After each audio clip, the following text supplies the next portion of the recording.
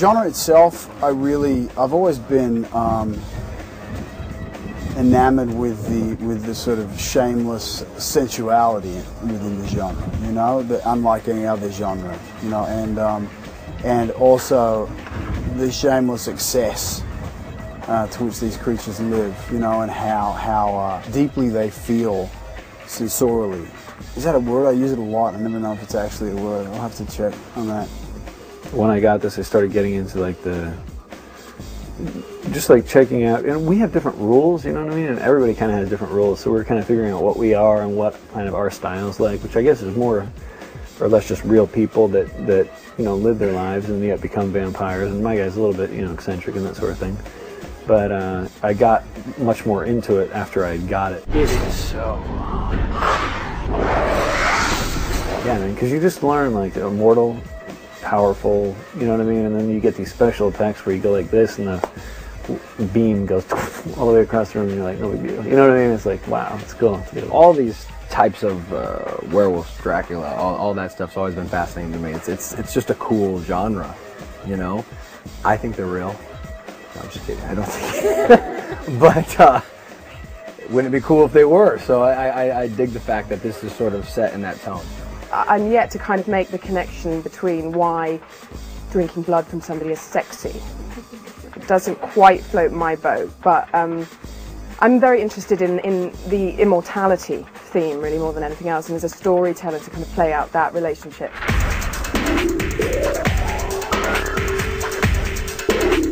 I think I've mixed path, I would imagine. I mean, I'm not going to be hedonistic and go sleep with a bunch of women or something like that, you know?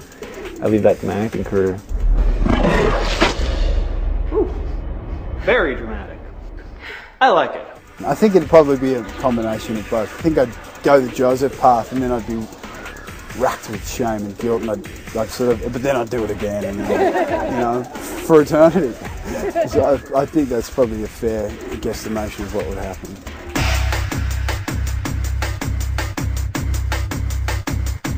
ADA Talbot, Ben Talbot. He's basically, you know, we're learning more and more about him all the time. It's a little bit mysterious in the sense that he's driven by his work. He's out to do whatever he has to get the answers to solve the problems going on in town, the crimes, as they be. But there's an interesting fondness, let's say, towards Beth. I mean, Mick and Beth are quite kind of wary of him at the beginning because he's very kind of tough and forthright and a bit, you know, he can be a bit rude actually. Beth, what happened? Maureen. She was murdered. And you are? I'm Mick St. John. I'm a private investigator. Right. Yeah, of course. I've heard a lot about you. Good things? No, not really. Excuse me.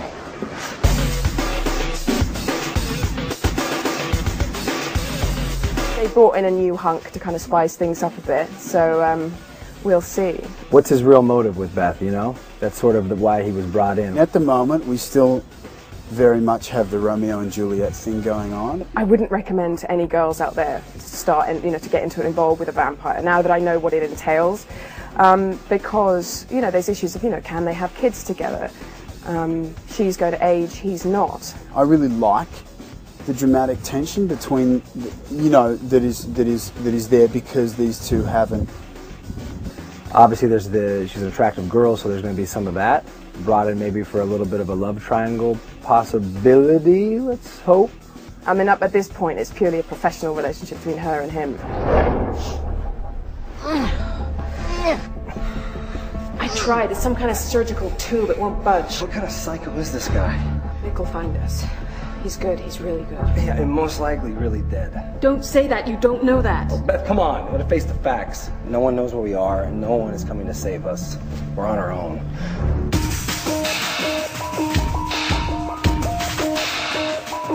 I think it'd be pretty good. But Mick would win. You know, I can't help the facts. Factorum, you know?